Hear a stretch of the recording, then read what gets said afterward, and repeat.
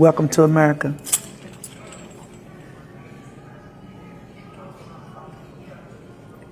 Tell me what you're thinking. Just so much. Kleenexes, please. I've always been interested in history and the history of Black people. I took Afrocentric classes at U of L. My grandma lived at 2821 West Kentucky Street. I've read so many books, and now I belong to a church that's primarily African American, and I wouldn't be anywhere else. Beautiful. Thank you.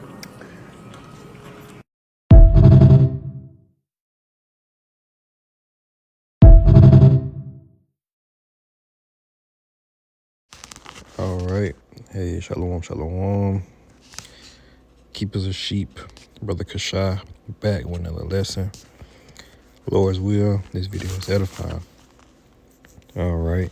Before we begin, I would like to first start off by giving all praise, all honor, and all glory to the Most High, Yahweh, Bahashem, Yahweh Shah, Bahashem, Rikak Wadash. Double honors to the apostles and elders of Great Millstone, Shalom, and Shalom to the hopeful elect. All right. And today's lesson will be titled White Woman Cries After a Taste of Her Captivity. Right.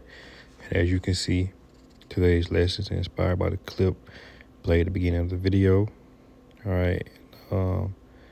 It's just something I ran across on Instagram. And of course, through the spirit and power of Yahweh, I was shy and inspired me to do this lesson. And yeah, man, you got this Edomite woman, right? And the caption says, "Welcome to America." It says, "White woman brought to tears after being shackled during African American museum visit. Says it opened her eyes to Black people's struggle and inspired her to join a Black church." Okay, real quick.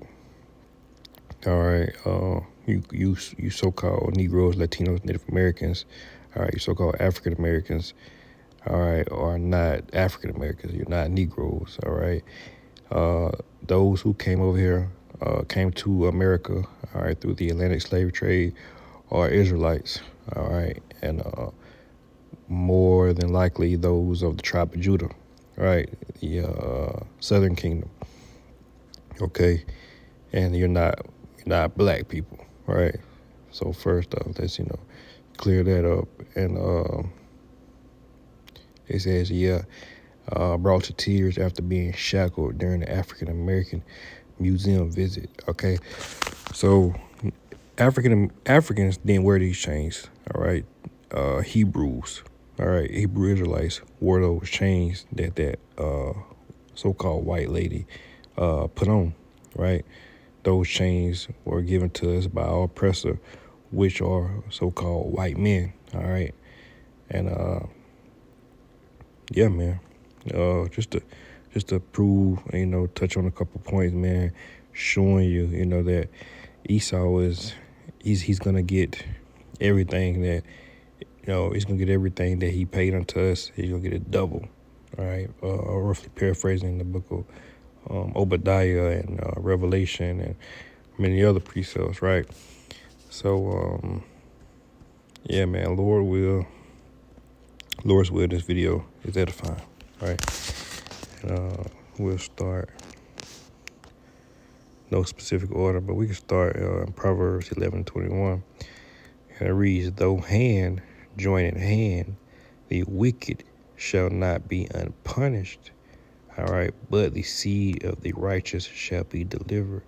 All right, so no matter what these so-called white people do, all right, or these other heathen nations do to try to make amends, all right, try to, some kind of reparations, all right,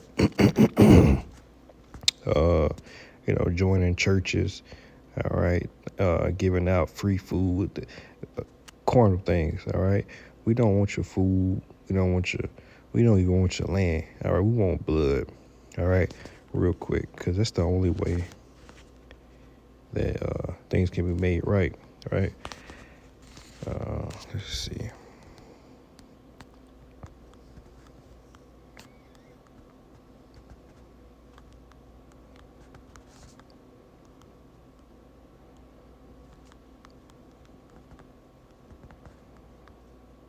Real quick, bear with me.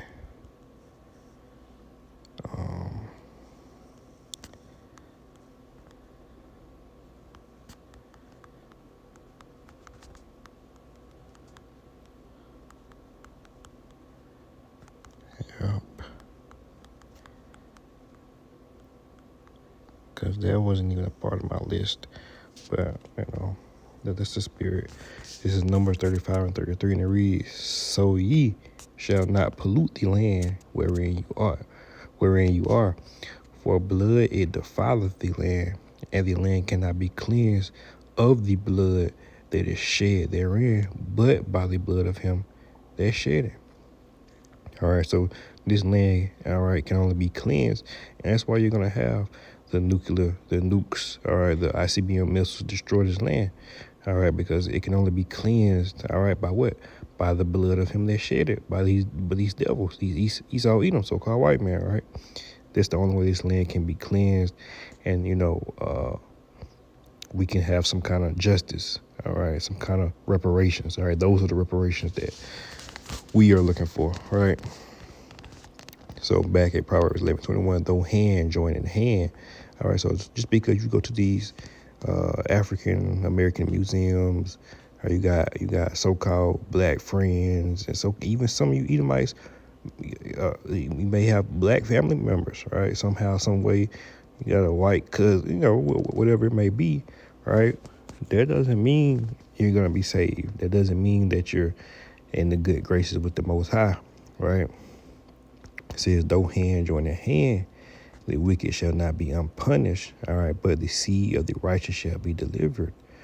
All right, so through the judgment of the wicked, all right, through the punishment of the wicked, the righteous shall be delivered. And that's part of the deliverance, all right? Them being punished for what? For all the atrocities and the punishment they put on us, right? Matthew 6:10, it says, "Thy kingdom come, thy will be done in the earth as it is in heaven." All right, so the kingdom of heaven will be here. We will have slaves here.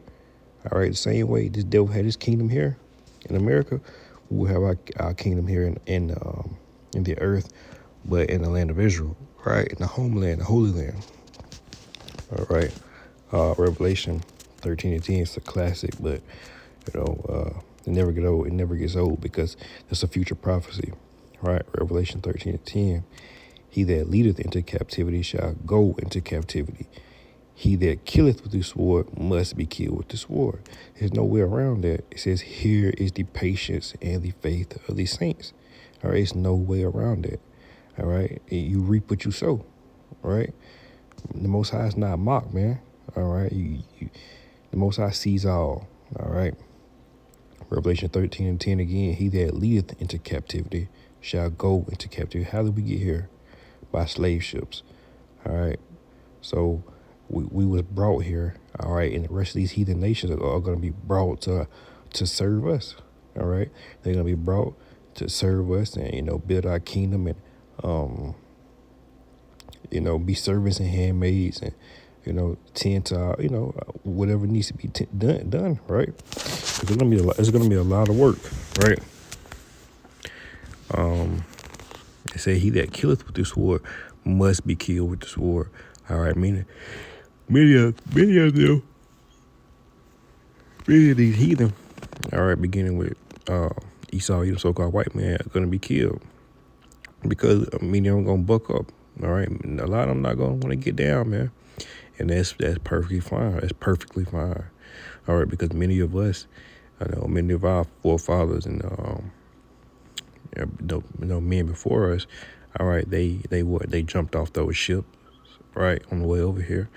A lot of them, they tried to run away. All right, a lot of them, starved to death. All right, so hey, it's gonna be the same punishment but worse. All right.